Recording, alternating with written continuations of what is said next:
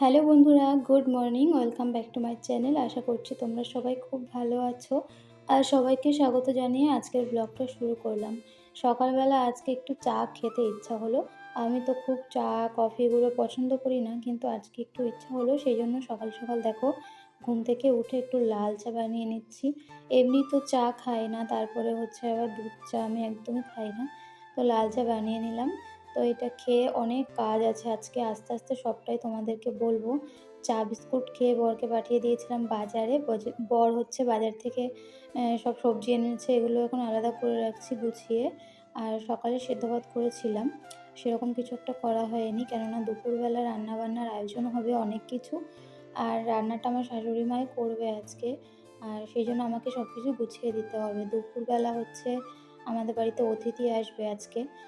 রাত্রের দিকে হলে তবুও কিছুটা সময় পাওয়া যায়, কিন্তু দুপুরবেলা হলে কিন্তু খুবই তাড়াহুড়ো করে করতে হয়। সকাল এখন বাজে প্রায় ৯টা, আর দুপুরে মানে নেমন্তন্ন করেছি তাদেরকে, দুপুরে এসে লাঞ্চ করবে, বুঝতেই পারছো দুপুরের খাওয়া দাওয়া করবে মানে হাতে কতটা সময় কম। তো বর এদিকে একটা তরমুজ এনেছিল, কেটে দেখে নিয়ে এসেছিলো। তরমুজটা কিন্তু খুব লাল আর খেতেও খুব মিষ্টি ছিল। তো এখানে মাছও এনেছিল। তো সবজিগুলো তো গুছিয়ে রেখেছি, সবজি আজকে সেরকম কিছুই রান্না হবে না, সব কিছুই গুছিয়ে রেখেছিলাম।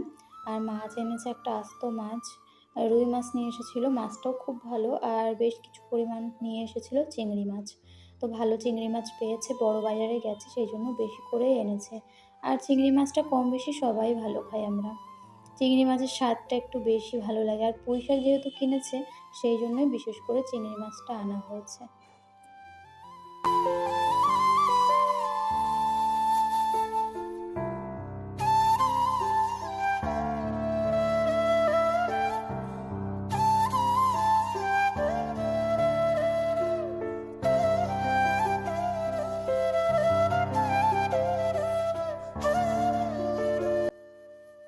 সকালের খাওয়া-দাওয়া করে রান্নাঘরটা গুছিয়ে তারপরে দেখো এদিকে ঘরে চলে এসেছি বিছানাটা গোছাবো বলে। আর আমার সকালবেলা না এইদিকে ঘরের এই কাজগুলো করতে গেলে না রান্নাঘরটা গোছানো হয় না, বা একটু খেতে দেরি হয়ে যায়। আর ঠিক টাইম মতো খাওয়া-দাওয়া করতে গেলেই মানে বিশেষ করে বিছানাটা তোলা হয় না সকাল সকাল, কেননা আমার মেয়ে একটু দেরি করে ওঠে। ওই ৮টা সাড়ে ৮টার দিকে ওঠে, আর ওর বাবা ওর সাথে সাথে তখনই ওঠে, দুজনে একসাথে ওঠে। আমি সকাল সকাল উঠে ঘর বারান্দাটা ঝাড়ু দিলেও বিছানাটা আমার তাড়াতাড়ি তোলা হয় না। সেই জন্য আমি ঘর বারান্দাটা এদিকে ঝাড়ু দেওয়ার পরে আমি রান্নাঘরে চলে যাই, কেননা আমাকে রান্নাবান্নাও করতে হয় সকাল সকাল।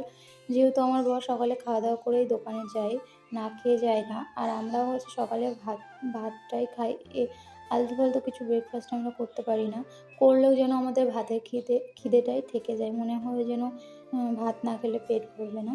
তো তারপরে দেখো ওদিকে ঘরটা একটু গুছিয়ে রান্নাঘরটা পরিষ্কার করে আমি স্নান করে এদিকে পুজোও দিয়ে দিচ্ছি। আর তোমাদেরকে বলেছিলাম না যে শিব ঠাকুর প্রতিষ্ঠিত করেছি শিবলিঙ্গ। তো দেখো এই যে, আর হচ্ছে শিবলিঙ্গটা যখন হচ্ছে কেনা হয়েছিল তখন রংটা অন্যরকম ছিল। তারপরে যখন ঠাকুরমশাই এই শিবলিঙ্গটার গায়ে হচ্ছে ঘি আর মধু মাখায়, একদম কিন্তু রংটা আলাদা হয়ে যায়, মানে একদম কালো রং হয়ে যায়, দেখতেই পাচ্ছ একদম চকচক করছে। তো স্নান করানোর পরে গাটাও মুছিয়ে নিচ্ছি দেখো ভোলানাথের। আর নাম দিয়েছি হচ্ছে ভোলানাথ, একটা নাম দিতে হয়। তো আমার এদিকে পুজো দেওয়া হয়ে গেলে অন্য কাজে চলে যাব।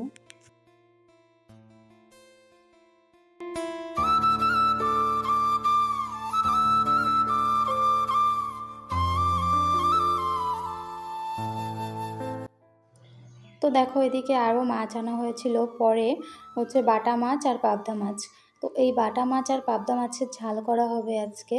সেই জন্য শাশুড়ি মা বললো যে আমি যেহেতু সব কিছু বললাম যে আমি গুছিয়ে দিচ্ছি, না হলে একা হাতে রান্না হবে না। আর রান্নাটা হচ্ছে কাঠের উনুনে, একবার উপরে নিচ করতে গেলে কিন্তু খুব অসুবিধা হবে।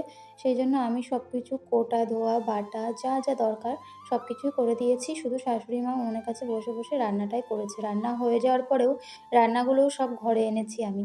তো ওইদিকে তো সর্ষে, জিরে, লঙ্কা সব বেটে দিলাম মাছের ঝালের জন্য, এদিকে স্যালাডের জন্য, আর মাংসর মশলার জন্য, মাছের ঝোলের জন্য এখানে হচ্ছে তোমার মশলা সব কিছু ছাড়িয়ে নিয়েছি, পেঁয়াজ, রসুন, আদা যা যা লাগবে। তো এদিকে সালাডও কাটা হয়ে গেছে, কেননা যখন চলে আসবে তখন না এগুলো করতে বসলে তাড়াহুড়ো লেগে যায়, হয় না আর কি। আর তো বেশি সময় নেই হাতে, হয়তো ১.৫-২ ঘন্টার মতোই আছে, সেই জন্য আমি ভাবলাম স্যালাডটা কেটেই রাখি। তো এদিকে দেখো মাংসের জন্য মশলা করে নিয়েছি, মানে গোটা মশলাগুলো সব ছাড়িয়ে নিয়েছি, এগুলো এখন পেস্ট করব। তো এরই মধ্যে তার মধ্যে দেখো তোমাদের সঙ্গে আর কিছু শেয়ার করা হয়নি। এবার তোমাদের রান্নাগুলো দেখাই। আজকে কি রান্না হলো আজকে দুপুরের মেনুতে। এখানে ছিল বেগুন ভাজা আর চোখো, চোখো করে দেখো আলু ভাজা। এই আলু ভাজা করলে কিন্তু খেতে ভালো লাগে ডালের সঙ্গে, একটু ইউনিক লাগে দেখতে। আর ছিল পাতলা করে মসুর ডাল, পেঁয়াজ ফোড়ন আর পাঁচ ফোড়ন দিয়ে করেছিল। তো আমার শাশুড়ি মা কিন্তু ডাল মানে যেই আসুক না কেন আমাদের বাড়িতে, আমার শাশুড়ি মায়ের হাতের রান্না সবাই প্রশংসা করে, বিশেষ করে ডালের প্রশংসাটা একটু বেশিই করে সবাই। আর ছিল হচ্ছে আমের চাটনি, আর হচ্ছে মাছের ঝাল করেছিল, পাবদা মাছ, বাটা মাছের ঝাল, আর হচ্ছে মাংস। আজকে রান্নাবান্না এই ছিল। আর আজকের ভ্লগটাও কিন্তু আমি বেশি একটা বড় করিনি। আসলেও বড় করতে চাই কিন্তু হয়ে ওঠে না। তো রোজ, রোজ একই রকম জিনিস দেখালে তোমরাও বোরিং হয়ে যাবে, সেজন্য আর ছোট, ছোটই করছি। আর আমার ভ্লগগুলো কেমন লাগছে কমেন্ট করে কিন্তু অবশ্যই জানিও। তো মাছের ঝাল এখানে দেখো কত সুন্দর লাগছে, খেতেও খুব টেস্ট ছিল, সবকটা রান্না দারুণ হয়েছিল। আর এটা হচ্ছে মুরগির মাংস রান্না করেছিল, কয়লারের মুরগি। মাংসটাও খেতে খুব সুন্দর হয়েছিল। আশা করছি রান্নাগুলো দেখে তোমরা বুঝতে পারছো। আর একটা জিনিস তোমাদেরকে আমি আজকে দেখাবো। তো আমাদের বাড়িতে যেই আসে না কেন সে তো এই জিনিসটা দেখে অবাক হয়ে যায়। সেটা হচ্ছে দেখো আমার মেয়ে কী করেছে আমাদের ঘরের দেওয়ালে। তো পুতুল এঁকেছে, কী এঁকেছে আমি কিছুই বুঝতে পারছি না, ঘোড়ার ডিম কী সমস্ত।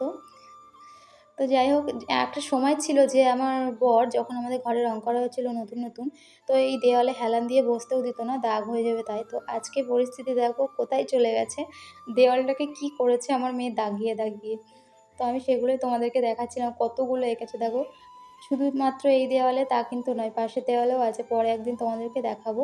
এগুলো কিন্তু ওঠানো যায়, কিন্তু আমি ইচ্ছা করে ওঠাচ্ছি না, ওঠালে ও আবার করবে। তো বাচ্চা মানুষ কি করব বলো, তাকে মেরে ধরে তো আর বন্ধ করা যায় না। সে নিজের থেকে বুঝলে অবশ্যই সেটা বন্ধ হয়ে যাবে। তো চলো আজকের ব্লগটা এখানেই শেষ করছি, দেখা হচ্ছে পরের ব্লগে। ততক্ষণের জন্য সবাই ভালো থেকো, সুস্থ থেকো। আবার পরের ব্লগে খুব তাড়াতাড়ি দেখা হচ্ছে।